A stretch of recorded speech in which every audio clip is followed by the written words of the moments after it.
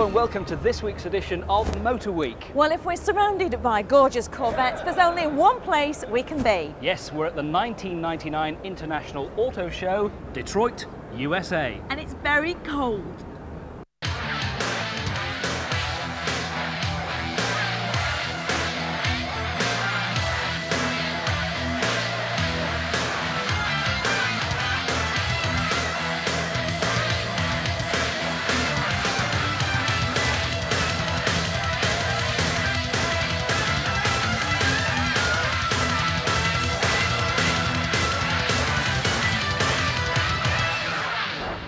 Now, this is the first day of the International Motor Show for 1999 here at Detroit. We've arrived for 3 press days, and on this Monday morning, as you can see, it is not at all finished. There is still lots of work going on all around us, workmen walking all over the place.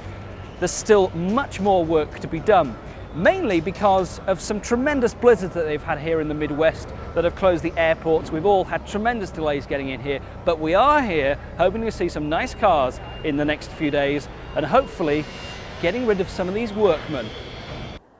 There may have been a blizzard here in Detroit, but even that can't stop the spirit of the 1999 North American International Auto Show.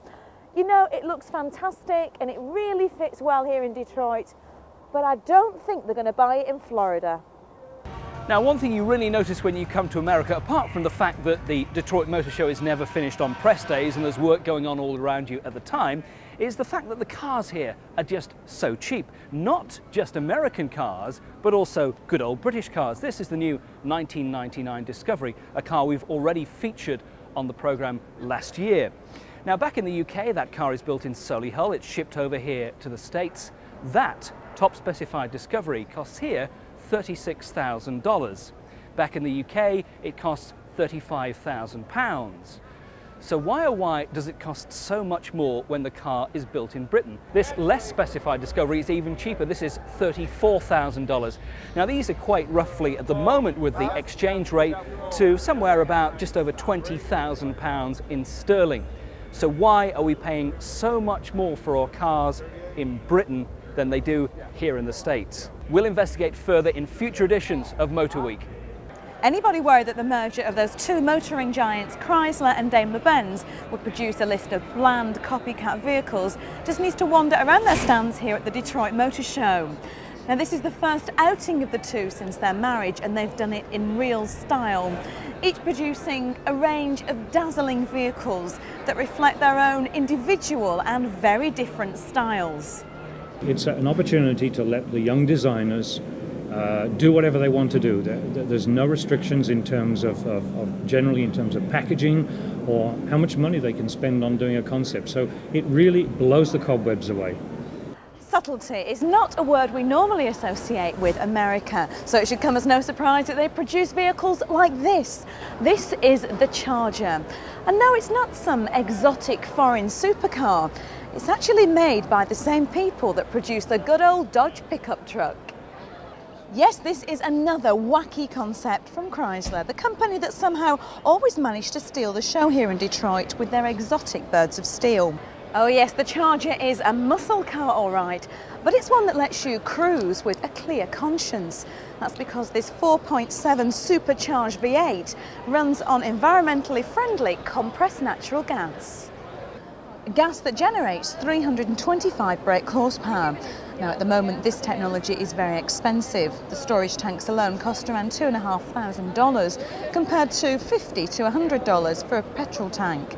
But 5 years ago, the tank would have cost $5,000. The Prowler and the Viper were two concepts, a sports car and a hot rod, and they appeal, if you will, to the sort of Mopar muscle car crowd.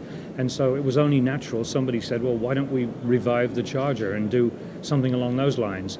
So it doesn't have as strong a design thesis as some of the other vehicles like the Jeep Commander or the Dodge Power Wagon, but there's a following, a cult there that have said for years, why don't you do something like that? You know, that's the kind of car I'd really like to see you do again. So we did it. What do you get if you cross a luxury sports saloon with the brawn of a butch 4x4 and a powertrain that belongs somewhere in the future?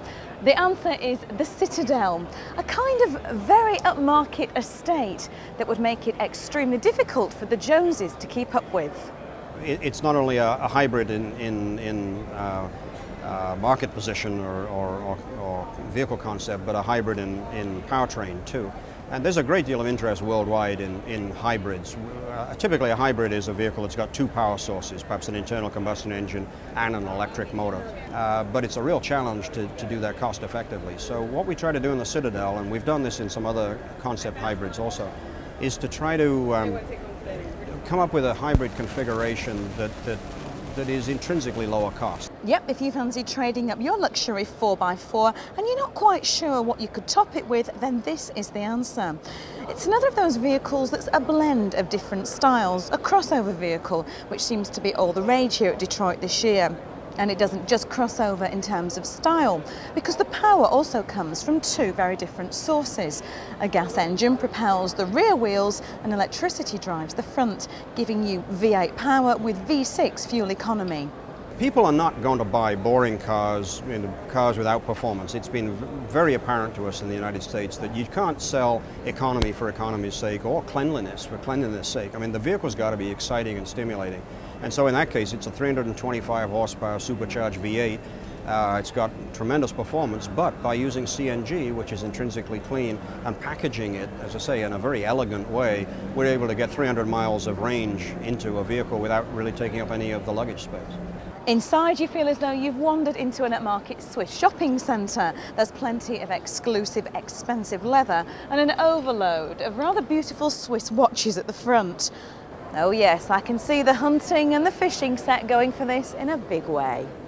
This beast is an enormous 77 inches tall, and it's helped to those dizzy heights by these giant 35-inch tyres. And the Power Wagon is a name from Chrysler's past. It was around in the 40s, the 50s and the 60s. You could find it on the school run, the farm, at work as an emergency vehicle, and also, not surprisingly, as a tow truck. What would those versions make of this 90s style with its stainless steel interior, its ash and its plush leather seats? Well, it may well have gone all designer with a designer feel to match, but it's still a vehicle that will get you above and beyond the call of duty. Well, Dodge has three words that epitomise their image, which is bold, powerful and capable. And I think with the Power Wagon, we just decided that we didn't know where to stop with all three of those words. And so we had a great time doing it. And it's just such an exciting vehicle to look at, but also to climb up into it. You know, the fact that you actually have to climb up into this thing, that's a special event in itself, and it's part of the magic of it.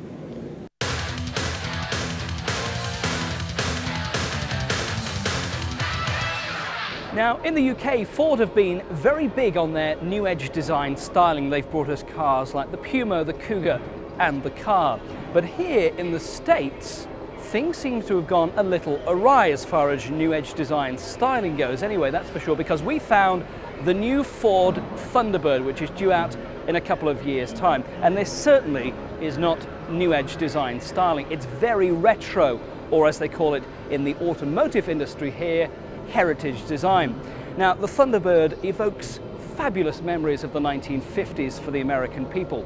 Wonderful Thunderbird cars built between 1955 and 1957. And Ford sent out people to buy cars up from the 50s, bring them back to their headquarters here in Detroit, and then sent designers out to wash those old cars by hand for them to get the feel of how the cars went and the surfaces involved, so they could come up with this wonderful new Thunderbird for the new millennium. This is not so much about the future, this is really about the past. If you look back into the history of the Thunderbird, which really goes back to the October of 1954, there is a lot of emotion wrapped up in this country around this vehicle, particularly the nameplate. And although the nameplate has had good and bad cars surrounding it over that 50-year history, people's hearts are really back in 54 through 57 models. What you see behind me is really a vehicle that captures the essence of that, we think, in a thoroughly modern way. So there are no thoughts of trying to incorporate New Age design into this sort of Thunderbird car? No, absolutely not. The Thunderbird nameplate is really something that can stand on its own. Certainly this vehicle will be shown and sold at Ford dealerships, but the Thunderbird badge is something that everyone in the United States understands and loves. And it is definitely going to go into production in its present shape? I'll tell you this much. We have not made an announcement at this point that the vehicle will be produced, but the vehicle that you do see here is 100% feasible. And what about for the UK? Do you think we'll see it in Britain at some stage, right-hand drive form? We haven't made a decision on that. I'm a large advocate that we bring this vehicle to the US because I think to the UK. I think there are customers in the UK as well as in Germany, in France, that want a piece of the new world, and this is what they think about when they think about the new world. So what sort of brief did the designers have for coming up with this idea? How did they go about it? Well, I would tell you at first it was probably a redesign of the Thunderbird, but redesign is probably the wrong choice of words. We really acted as curators of the heritage of the original vehicles, so that when we go back and look at the 56, 57, and 61 and 62 models, those are the classic vehicles that really inspired us to try to reinterpret this new car in a much more graphic way. Is it true that you sent out your designers washing old Thunderbird cars to get the shape and feel absolutely perfect? Only to familiarize themselves with the original vehicles. I think particularly for younger designers that didn't grow up as I did with their dads owning a vehicle like this, that's very important, and certainly that's one way to get it done. Now, you don't like the term retro styling, do you? I don't mind the term retro styling. I just wouldn't call this car retro. I'd call it at least modern heritage. We're picking up the essence of the original vehicle without actually putting old-fashioned cues, which is what I really think retro is, onto the vehicle. Oh, look, Pontiac press conference, 3:30 p.m, 4th of January. I wonder what kind of things they'll do. Maybe we should take a look. Oh, it's 3 o'clock, 4th of January. Not looking too good yet, is it? Well, there were plenty of things that were ready, and after the break we look at the incredible Lincoln pickup, an executive utility vehicle, the jaw-dropping Mercedes, and Ken Gibson, motoring editor of The Sun, gets a feature on the evocative Evok, a concept from Cadillac. Plus, Ian Royle takes his chances with Detroit's weather and gunmen and test drives a new Grand Cherokee through the sub-zero streets, all after the break.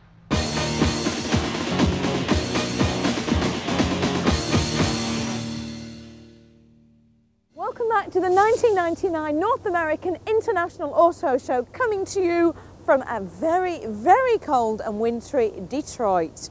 Now, the snow here is everywhere, and it's a reminder of just why the Americans love their big 4x4s and their huge pickup trucks so much. But if you're a Hollywood star and you all want to pile into a pickup to get through the snow or to do a spot of home improvements in, what kind of car do you buy? The answer to that question is a truck in a tux, which is how Ford's Lincoln Mercury division described this, the Blackwood. This concept vehicle really is luxury taken to another level. It features 20 square feet of fine African wood, each band of which is defined with aluminium strips. The bucket seats are trimmed in no less than Connolly leather, and you can't fail to miss those massive 19-inch tyres. Power on this giant truck comes from a 5.4 litre V8, and it has enough towing capability for a boat or a horse trailer. This rather expensive toy is aimed at the discerning customer who won't flinch at parting with around 30,000 grand for a truck.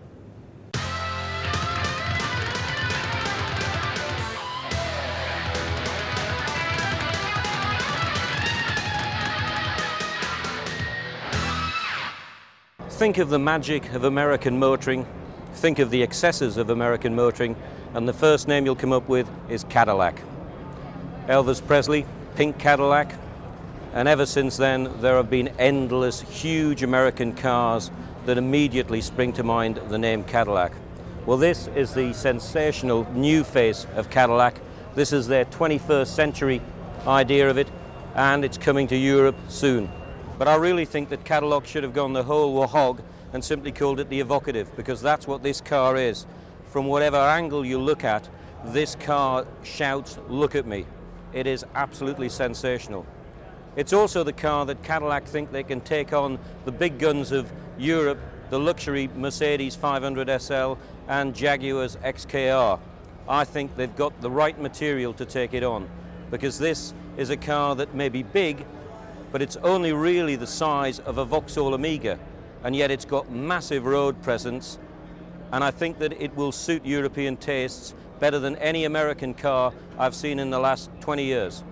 The Evok not only looks like $1 million, but inside it's got more high-tech gadgetry than you'd get on the Starship Enterprise. It's got a computer system called Communiport, which sounds like something Captain James T. Kirk would love. That system basically will do just about anything. It'll navigate you. You can book seats at the theatre or at a restaurant by voice command. It will even link up with your office computer. It's got everything on board here to survive and to run as a daily office. But the Evok's real star turn is a thing called night vision.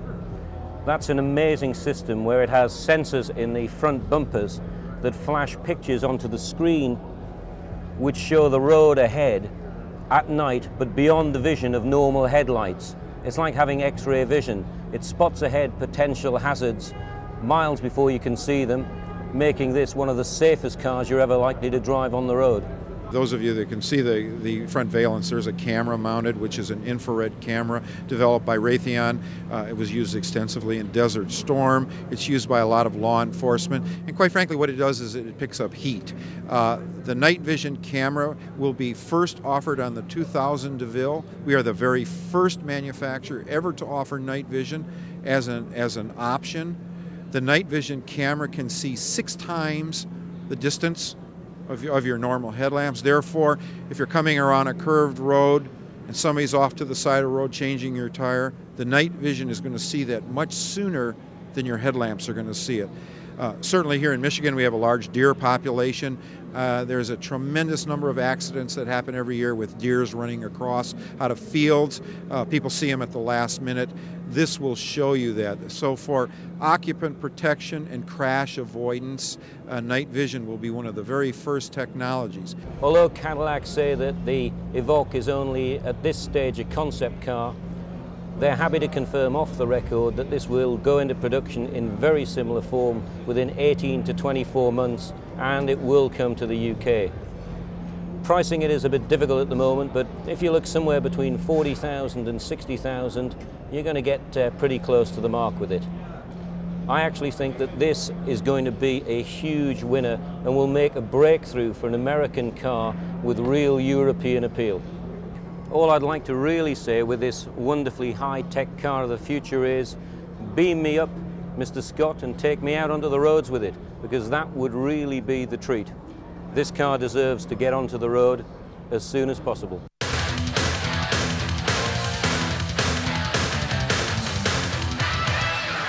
Now Chrysler may have a stage absolutely jam-packed with loads of concepts and its new partner Mercedes-Benz just one, but what a beauty it is. This gorgeous creature behind me is called the Vision SLR. Got to say, it suits its name perfectly. It really is a vision to look at. It's a blend of the McLaren Mercedes F1 racing car, and it has the contours and style of the legendary SLR sports cars of the 50s. Together with state-of-the-art technology, they create a Mercedes GT supercar for the 21st century. And of course, supercar looks need supercar power to be able to rival the likes of Ferrari. So Mercedes have developed the V8 engine from the S-Class. In Vision SLR, this 5.5-litre 8-cylinder engine produces a blistering 557 brake horsepower. Its top speed an awesome 190 miles per hour. 0 to 60 takes just 4.2 seconds, 0 to 120 an astonishing 11.3 seconds. And with performance figures like that, and if it makes it into production, a price tag of around £200,000, this could be the ultimate toy for the David Beckhams and the Michael Owens of the next millennium. Well, here we are in snowy Detroit. The temperature today is just getting above 0. That is 0 degrees Fahrenheit. It's freezing cold. It's about -20 here. It's snowing. Everybody is over there in the Cobo Center, where the 1999 International Auto Show is. We're out here in the snow. We're going to do some driving, though. In this weather, in this traffic, we're going to drive the new Jeep Grand Cherokee.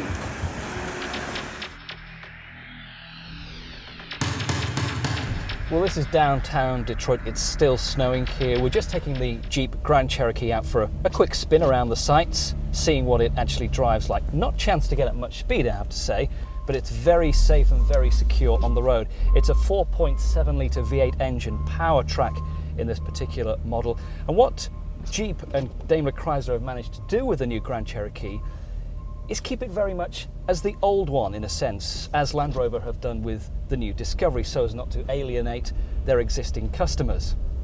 Sitting inside the new Grand Cherokee, if you owned an old Grand Cherokee, you'd probably notice very little difference, but it is an all-new car. Plus, in this sort of weather, what makes it great is the quadra-drive system. And that allows you, particularly in this sort of conditions, if one of the wheels is spinning at the back or two of the wheels spinning at the front, the rear wheels will still keep driving and get you out of those difficult situations. That is ideal in this sort of snowy weather. Next week, more stunning concepts from the Detroit 1999 Auto Show, plus one major new BMW that will be a reality, the X5, a sports activity vehicle. Exclusive coverage of the Detroit Auto Show only on Motor Week on Granada Men and Motors.